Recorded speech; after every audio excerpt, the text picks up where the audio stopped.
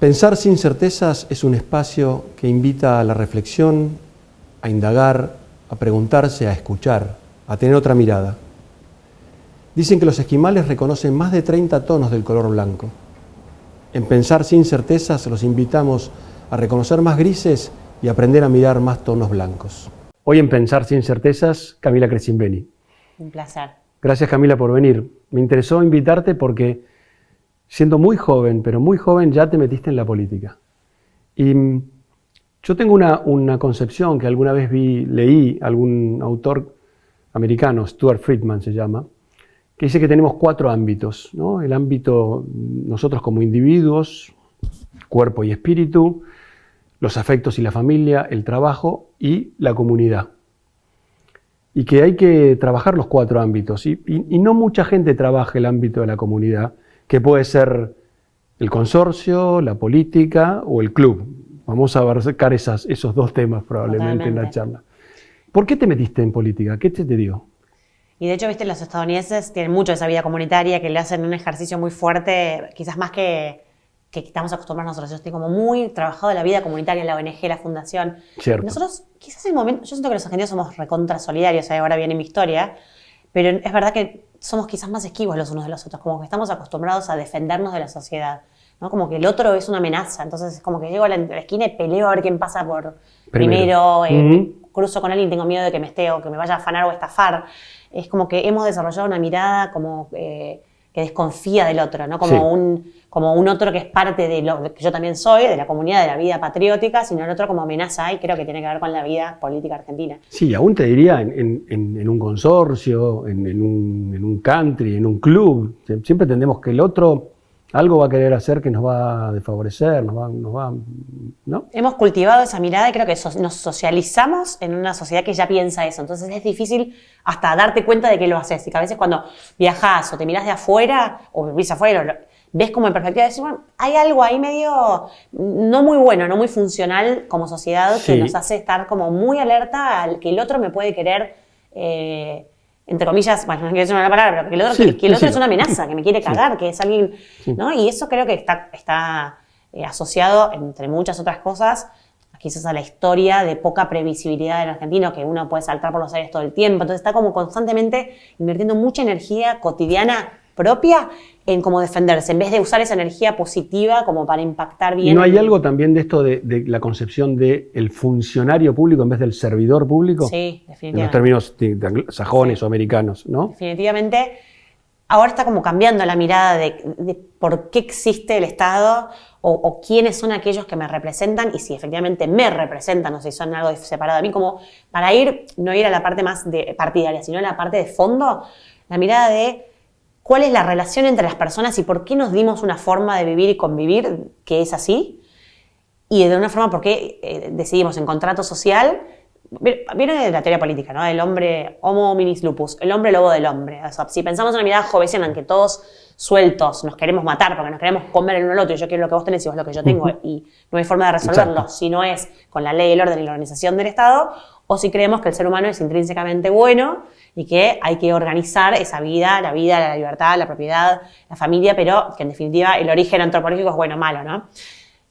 Me fui muy lejos, pero lo que a mí siempre me apasionó en mi casa es la conversación sobre la filosofía de las personas. Creo que lo conoces muy bien a mi papá, que le encanta filosofar. Y crecí con eso, no una mirada quizás política, partidaria, sino una mirada muy de la desigualdad, las injusticias, la sensación de responsabilidad de nosotros, de cada persona que tuvo el privilegio de crecer en una casa donde nos faltaba la comida y donde, aunque había mucho esfuerzo, llegábamos a tener una buena educación, hacia las personas que no lograron eso. Y a mí, si querés, mi primer mirada más política, más clara, empieza en el 2001, que yo tenía 11 años, y el 2002, y el recuerdo como del estallido social, y el momento que más me marcó fue salir de un colegio que con mucho esfuerzo lograban pagar mis papás, y había un chico de mi misma edad que estaba cartoneando. Entonces cruzamos miradas, la inocencia de lo que cada uno, de la edad que cada uno tenía, pero yo me acuerdo como sentir qué injusto, yo estoy yendo a tomar un vaso de leche caliente y a hacer los deberes, y este chico o esta chica no está en el colegio, está acá cartoneando. Y esa sensación de por qué yo estoy acá donde estoy y por qué él está donde está. Y cómo hacemos para cortar puentes. Escribí un cuento corto en un concurso literario del colegio sobre el estallido social y era un cuento donde yo me hablaba a mí misma dentro de 30 años diciendo ojalá que la Argentina haya progresado, sea unida, que esto se haya resuelto. Wow. Entonces, si quiere, claro, como una mirada de... A los 11 años presagiaste que ibas a hacer política o te ibas a meter algún tiempo en la política. Ahora lo podríamos pensar así, pero sí, después hice mucho servicio social en Chaco y después a los 18 años empecé la carrera en Estados Unidos con diversas becas que fui siempre aplicadora serial a poder acceder a cosas que de otra forma no hubiese podido acceder y siempre con ciencia política. Yo decidí a los 14 leyendo el suplemento de carreras que en ese momento había en la playa, estaba en Mar de las Pampas con papá. Y había un suplemento que decía las carreras y las iba leyendo y elegí Ciencia Política y Relaciones Internacionales, a los 14. Después me fui a estudiarla afuera y después decidí finalmente renunciar a esa beca que era espectacular en una universidad en Estados Unidos. ¿Que era Fulbright? No, porque esta era de grado, o sea, yo me fui a estudiar la carrera de grado. Fulbright en general es para posgrado, que después también apliqué a Fulbright para posgrado, pero esta era todavía de grado y era una beca de la propia universidad. Washington and Lee University, excelente universidad. Pero bueno, ahí ya me había picado el bicho de trabajar para Argentina y sentía que ese camino me llevaba más para trabajar hacia el mundo más que hacia la Argentina. Así que ahí renuncié a esa beca y rendí libre el CBC y entré a hacer ciencia política. Y ese cuatrimestre tuvimos 3 meses de paro porque se estaba pidiendo el edificio unificado de sociales. Así que estuve en como 2 planetas muy diferentes en la forma de vivir la vida universitaria. Claro. Claramente esta me adentró mucho más en la vida política argentina, o la forma de ser y de hacer, de relacionarnos, de cómo se arman las agrupaciones, los partidos políticos, de cómo funciona nuestra propia administración pública, con lo bueno y lo malo, ¿no? Pero bueno, claramente también el ir y venir, que lo he hecho muchas veces con diferentes becas, también me ayuda a tener estas miradas como frescas sobre nosotros mismos para... Y de ahí terminaste, no inmediatamente, pero llegaste a concejal.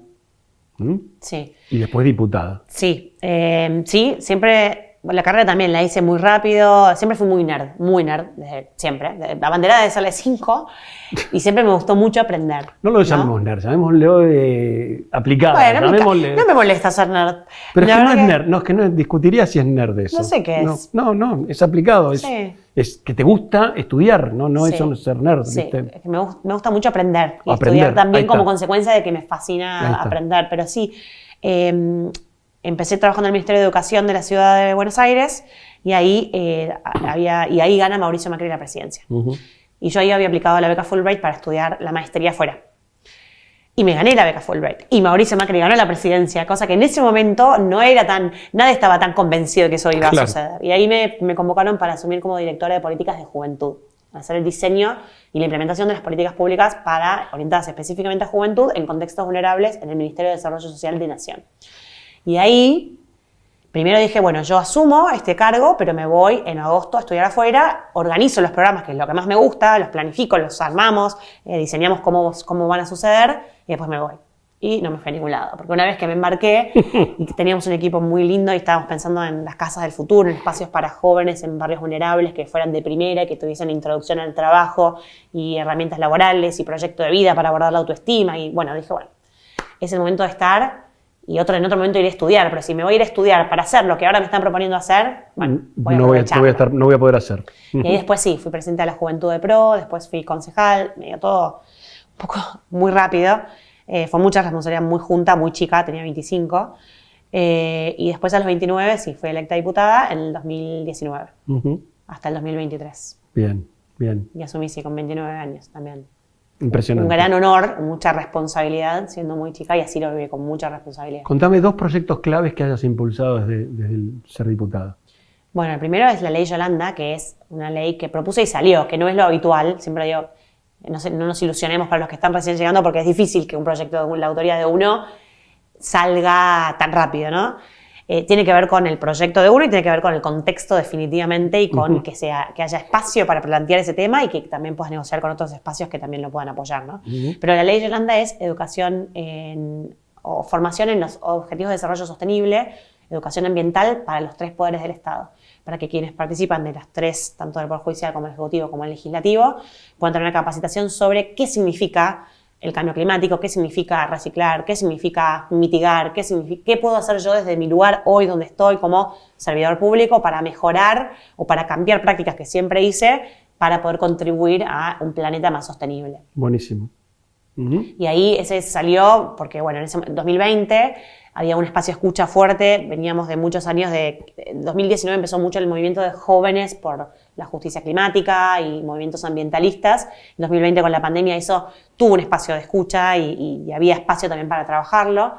Del espacio peronista también, mucho espacio, pero el sector peronista también tenían interés en sacarlo, las organizaciones de la sociedad civil también apoyaban, así que por eso hubo una conjunción, es decir, no fue solamente que yo propuse la ley, y Yolanda Ortiz, que fue la primera ministra de Ambiente que tuvo la Argentina.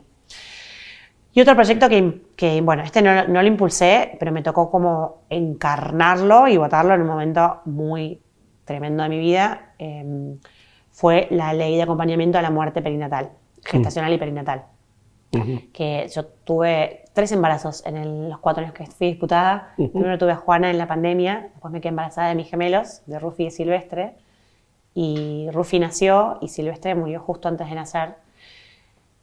Totalmente por sorpresa, digamos, en un embarazo de gemelos, de riesgo, pero no teníamos ningún tipo de problema, de nada, hasta el minuto, hasta las horas antes. Yo estaba internada y empecé a sentir algo raro, y cuando en un control me dijeron que estaba todo bien y a las 3 horas no tenía los latidos. Y ahí, bueno, fuimos a una cesárea de urgencia y ya estaba muerto, no lo podíamos salvar. Y ahí me tocó vivir, bueno, con mucho shock, ¿no? O sea, como un hijo al mismo tiempo que se fue directo para la niña, que tuvieron que reanimar a Rufi porque no estaba por quedarse sin oxígeno también. Estuvo 40 días en la NEO. Y que Silvestre que lo pude acompañar, abrazar, tener, nombrar. Pudimos invitar a nuestra familia a despedirlo, a darle la bienvenida y a despedirlo, que es, bueno, así como quiso Dios que fuera, pero tuve unas 3-4 horas de estar con él. Y a las 4 semanas, a las 5 semanas, cuando Rufi había salido de la NEO, después de 40 días, justo se votó la ley de acompañamiento al duelo perinatal y gestacional, y ahí pude contribuir mucho al agregado de algunos temas y a ayudar a que otras mamás y papás en el resto del país puedan tener a su disposición profesionales de la salud que estén preparados y capacitados para acompañar y no para asustarse o cancelar. Y aún en licencia fuiste a la Cámara y votaste. Sí, eso fue antes, porque no hay licencia no hay licencia por maternidad en la Cámara, o sea, se pierde tu voto, o sea, vos o vas o no, su voto se pierde y no se puede usar. Entonces había una votación muy reñida sobre la baja de un impuesto. Y mi espacio me pidió que fuera y fui. Y fui a la madrugada y me quedé. Y ahí una diputada me agradeció y ahí se hizo público lo que estaba pasando. Exacto. Y por algo fue. Por algo, evidentemente, Dios hace las cosas porque también así puedo después poner en palabras lo que le pasó a muchísimas mujeres y varones de la Argentina. Pasa que es un tema tan triste que generalmente uno le esquiva el dolor en la vida. Es como si uno no está tan en contacto con el dolor, lo más natural es, bueno, tratar de esconderlo en un lugar donde no lo podamos sacar, ¿no? Y no contagiar a otros con el dolor, pero creo que esa experiencia me mostró, o quizás hasta fui diputada para poder poner en cuerpo y alma lo que a mí me pasó, que a tantas familias también le pasa, y poder ayudar a sanar a otros también. Camila, y después de eso, empezaste a trabajar en una ONG, me parece. Es una empresa con propósito, sí. Bueno, siempre di clases, también en la facu, eso nunca lo dejé de hacer, pero empecé a trabajar en una empresa que se llama The Future Co, que saca comunidades en pobreza rural, las transforma y las saca de la pobreza. Durante entre 2 a 5 años nos instalamos en esas comunidades y abordamos todo lo que hace a la pobreza multidimensional. Nos aseguramos de que tengan agua segura, de que se arme un proyecto productivo, que la comunidad pueda sostener ingresos una vez que nosotros nos vamos, que la educación de la comunidad esté adecuada a lo que esa comunidad necesita, que pueda tener un centro de salud y poder tener partos seguros, por decirte, o acceso a medicamentos. Abordamos todo lo que tiene que ver con la pobreza, todas las verticales que hacen la pobreza multidimensional, y me encanta, y lo hacemos como servicio a gobiernos y a otras empresas también que trabajan en comunidades rurales, así que con eso también estoy muy contenta. Qué bueno, qué bueno. Y en Racing. Claro, Racing casi es como un aspecto que te gusta sufrir. No, te juro que no me gusta sufrir, pero hay algo los hinchas de sufrimiento. Los hinchas de Racing son sufridos. Sí, somos muy sufridos. Y ¿sabés qué es algo? Como el tango, o sea, muy sufridos, esto que te decía al principio.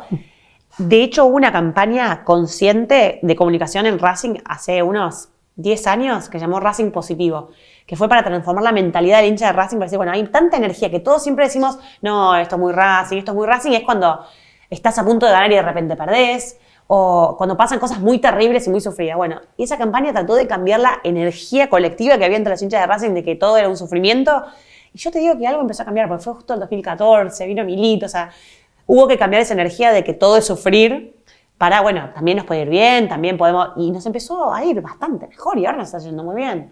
Pero la comisión directiva, meterse en el mundo de la política de un club, en definitiva, porque es de eso, es la política de un club. Sí, porque ahora los que no saben, ahora estoy en la comisión directiva. Estás en la comisión de Racing, ¿no? Sí. Entonces digo... De diciembre, con Diego Milito. ¿Qué similitudes tiene eso y cómo canalizás de algún modo tu fanatismo, tu afición hacia Racing? ¿Cómo decís, no, quiero estar porque quiero que al club le vaya bien? Porque otros somos hinchas del club y somos hinchas del club y con eso nos basta. Y después, a lo sumo, nos enojaremos con los dirigentes porque compran mal, se equivocan, pero una vez más te querés meter en zonas complejas. Sí, podría ser un buen tema para hablar con mi psicóloga. Bueno, te lo dejo para que lo charles. Sí. No, a ver, Racing es parte de mi historia familiar desde que llegó mi bisabuelo a la Argentina en 1904 y toda mi familia es fanática de Racing a otro nivel, todos los integrantes de mi familia de los dos lados, o sea, mucho fanatismo por Racing, la mamá desde que nací, mucho también imbricado con la historia argentina. En 2001 salimos campeones cuando estaba todo, justo el estallido social, igualmente se habilitó el partido, los dos partidos, y Racing finalmente salió campeón. Tengo como mucho recuerdo de la emocionalidad de mi familia. Creo que fue una de las primeras veces que vi a mi papá llorar fue cuando Racing salió campeón, después de 35 años, que nunca había visto a Racing campeón. Claro. Y cuando me propusieron integrar la comisión directiva, es adonarme a la comisión directiva, quizás porque tampoco es tan común saber todo esto del mundo del fútbol, pero nadie te paga, es como participar en un club barrial, como un club de barrio, por amor al arte. Y está buenísimo. A mí gestionar me gusta, siempre me dediqué, estudié eso, siempre me gustó, hice una maestría en administración pública, o sea, todo lo que es administrar me interesa. En Racing yo estoy con el tema social, con el tema sustentabilidad y con temas internacionales, que es lo que yo siempre hago. Y es como, bueno, donar un poco de tiempo al club que tan feliz te hizo, pero sí es raro pasar de ser hincha a ser dirigente, ¿no? Como la cabeza de decir, bueno, es como que uno tiene el impulso de seguir siendo hincha y cuando uno está a cargo, es un poco una analogía con lo que te pasa con el Estado, ahora que lo pienso, ¿no? Como desde afuera es tanto más fácil. Es así. El nivel de responsabilidad, o sea, yo ahora siendo una persona que no tiene responsabilidad pública, ¿no? Más allá, o sea, del club que es una responsabilidad cívica, pero no teniendo responsabilidad pública me siento 750 veces más liviana, porque es una responsabilidad tan grande. De afuera sos un ciudadano representado por otros, y puedes decir lo que quieras y opinar lo que quieras, y cuando estás adentro sos como aquel al que le dieron la voluntad de muchos para hacer algo que su vida sea mejor. Y en un país donde tenemos tanta pobreza hace tantos años, tantos problemas estructurales, tener que ser el que dé la cara o el que logre que las cosas cambien es una responsabilidad enorme. Camila, y tenés 35 ahora, ¿qué pasa dentro de 10 años? ¿Dónde te imaginas? No sé, yo siempre dije que quería ser presidenta, pero ahora me parece que... Que no. Viéndolo de adentro, no. ¿Dónde me veo? Me veo mucho con lo internacional. Es algo que siento que, bueno, que desde muy chiquita hice y me gustan mucho los idiomas. Sigo teniendo muchísimos vínculos. Participo de cumbres internacionales todo el tiempo, de becas. O sea, siempre voy viendo, siempre tengo uno en radar y aplico.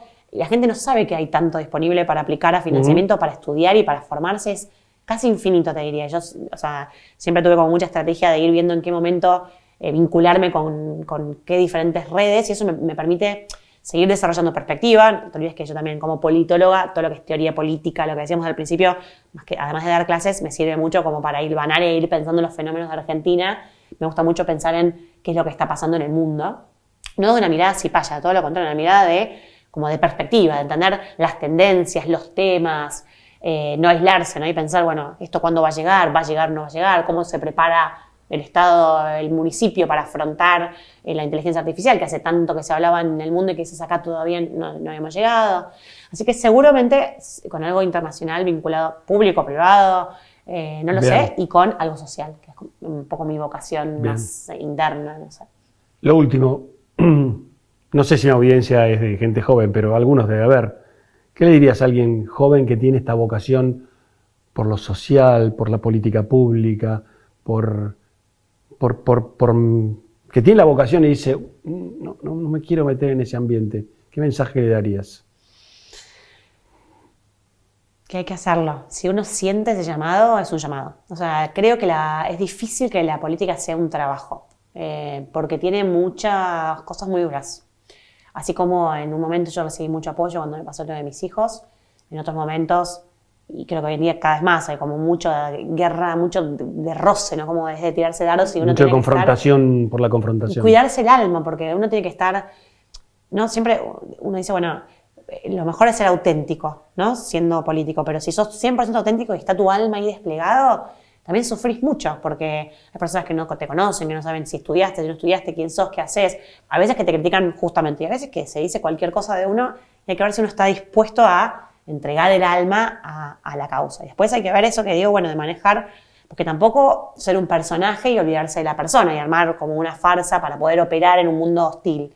Entonces es difícil. Lo que yo diría es, yo creo que está bueno animarse, conseguirse un psicólogo o un espacio espiritual o algún ámbito donde seguir cultivando como las profundidades del poder, porque el poder te atraviesa si sos político también, si estás en la empresa, donde sea, el poder es poder. Creo que tener un espacio religioso, espiritual, psicológico, emocional, para trabajar cómo eso te impacta, es muy bueno, porque al final del día te hace mejor líder o servidor, el seguir trabajando sobre vos mismo, si no terminás como escindiéndote, alienándote o volviéndote agresivo. Yo no creo que la agresividad sea necesaria para hacer política. Después está la diferencia entre el liderazgo político de liderar procesos o de estar en la Cámara y otros después el servidor público cotidiano que tiene que todos los días hacer más eficiente su gestión para que eso llegue a las personas. Son perfiles diferentes y si hay audiencia joven o no tan joven que se animen a representar en el sentido de liderar procesos, a mí me parece excelente. Y te diría que para adultos y adultos mayores también,